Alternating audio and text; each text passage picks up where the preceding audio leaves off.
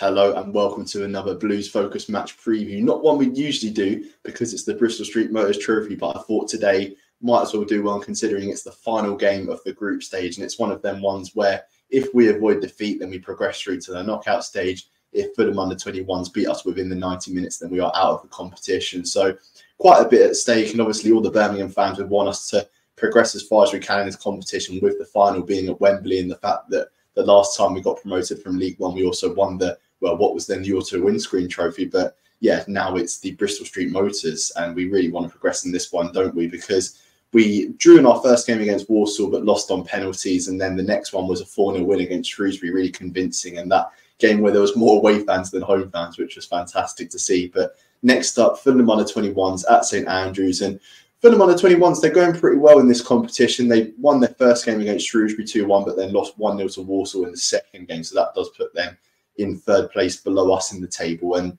their manager is Hayden Mullins, actually someone that used to play for Birmingham, 30-odd appearances, 2 goals. So yeah, he's played his part in the last couple of years in progressing Fulham to be, a good academy team. And they've got some really good players as well. I mean, players that we should know about in terms of people that we poached from their younger academy system, the likes of Chase Stansford and Luke Harris, who now play for us, who came through the ranks at Fulham. And they're an exciting team, being third in the Premier League too as well. They're going pretty well in that competition.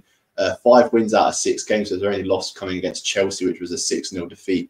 Quite emphatic, but they've got some decent players. And I actually invited on someone that I spoke to before. I spoke to him in the EFL Cup game against the Fulham senior team, the one that we lost. And I spoke to Russ Goldman, who hosts of Cottage Talk, someone from across the pond. He's an American who follows Premier League football, supporter of Fulham, and also a supporter of the New England Patriots as well. And that's pretty linking to us, considering their best ever player and one of the NFL's best ever players, Tom Brady, played a huge part in the dynasty there at New England Patriots. So I caught up with Russ to speak about Fulham U21s, what they've got going on there, as well as New England Patriots and Tom Brady, because I feel like the 2 projects that Brady was involved in at Patriot Place and also with the sports quarter at Birmingham are quite linked. So let's hear what Russ has to say about both of them things.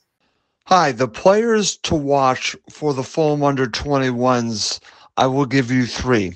The first to watch is a player that did very well on loan with Wigan, and that is Marshall Godot. He has a bright future with Fulham. He is a winger. He's now back with the under-21s, but was fairly impressive in the preseason. He is a player that I know Fulham are very high on, and that's probably a reason why they did not send him back out on loan. That's number 1. Number 2 would be Callum Osmond. He is a striker up front, and he's been scoring goals. He was the Premier League 2 Player of the Month for September, so he is a dangerous striker. I watched him play against Tottenham last season, and I believe he scored a hat-trick. This is a player that I would be concerned about from a Birmingham City perspective. And then the third player, who I think is the crown jewel of Fulham's academy, is Josh King. He's a central midfielder. He can control the play. He has a bright future. I think he is a future Premier League player, hopefully with Fulham. And he is what I would call Fulham's number 1 player in the academy. Those are the 3 players to watch out for Fulham's under-21s. In regards to Tom Brady, I followed his entire professional career. And the one thing that I can tell you about him, not just as a player, but I will say right now as someone that is in the business world, this guy wants to win. Whatever he does, he wants to win. That was his reputation as a player, and I believe that's also going to be the way he acts as a businessman. And I could also say the same thing when he started TB12. He wanted to make that the best that it can be. And so that, to me, is the type of person he is. He is a winner, and whatever he touches, he wants to win. So he will, in my opinion, try to instill that in Birmingham City in whatever they do. If he is involved, he is going to try to set up a winning culture for Birmingham City. In regards to what he can add and what ideas he might bring to the table, as I mentioned to you prior, is that he was here when the Patriots built their dynasty and watched the Kraft family build what is now known as Patriot Place. So I believe the plans for the city of Birmingham will be something similar. And in Patriot Place, it is an outdoor mall, and it is tremendous. I go there with my family all the time. Restaurants, shops, everything you can think of, including a Patriots Hall of Fame, a movie theater, a bowling alley. It has a lot. It is, and for me, where I live, it's changed our area.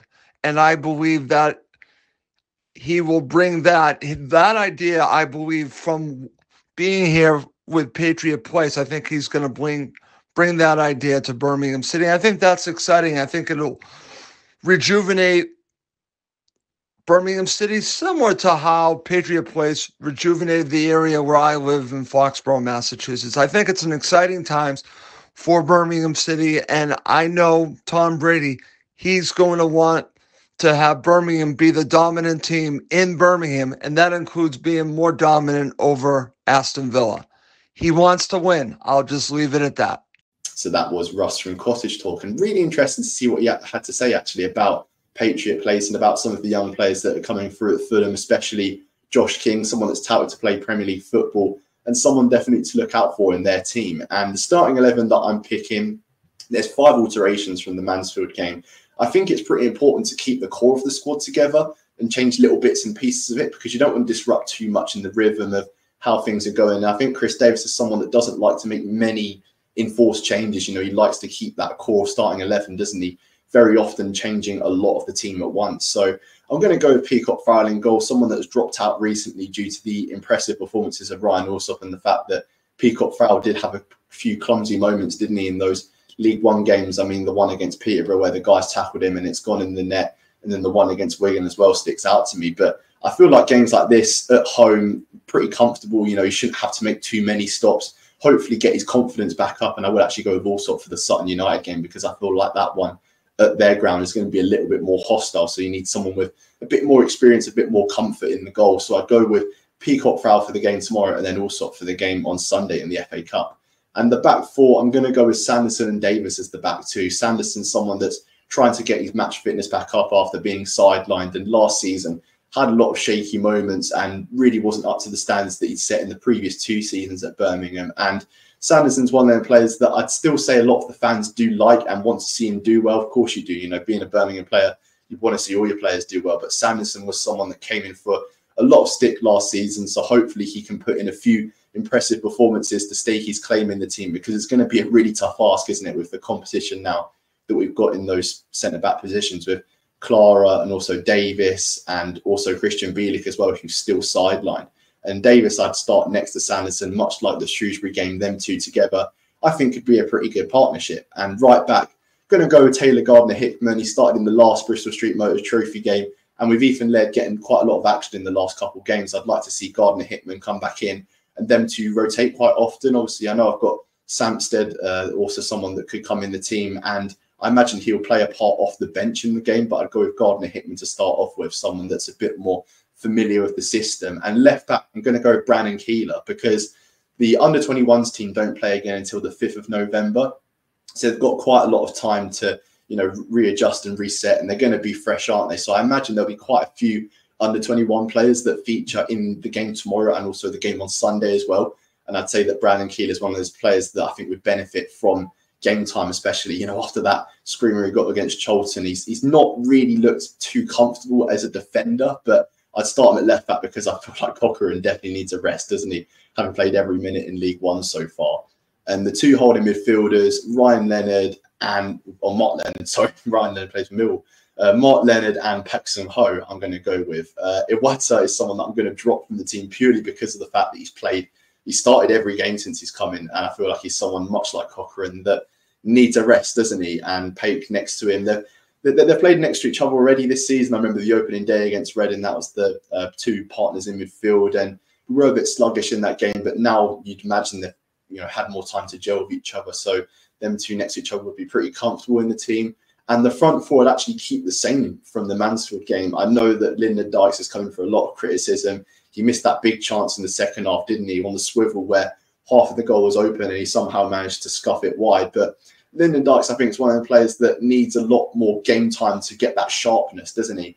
I feel like once he's got that sharpness, he could score some goals for us. And coming up against an under-21s team, I know it's a cliche that, you know, they're younger, so they're going to be smaller. And I feel like people in the team like Four and also Lyndon Dykes could offer that physicality to really, you know, roughen up this Fulham team, because I imagine they've got quite a lot of sort of small, nippy players that can move the ball around quite quickly. But if you've got them physical, competitive players like Dykes and Williamson, I reckon they could do a job for us. And the score prediction I'm going to go with a 2-1 win for Birmingham. I don't think it's going to be as confident as a lot of people perhaps going to make it out to be. I know you see that it's an under-21s team and we are expected to beat them, obviously, but they're a decent team because, as I said, third in Premier League 2, got some good players that I imagine will play Premier League football in the future. So I'm going to say 2-1 Blues, and hopefully we can progress through to the knockout stages and be on our way to Wembley for a final. So yeah, feel free to like, share, comment, subscribe to the channel, because we are only around 5 or 6 subscribers away from 5,000. So that would be huge if you could hit the subscribe button and get us to that landmark.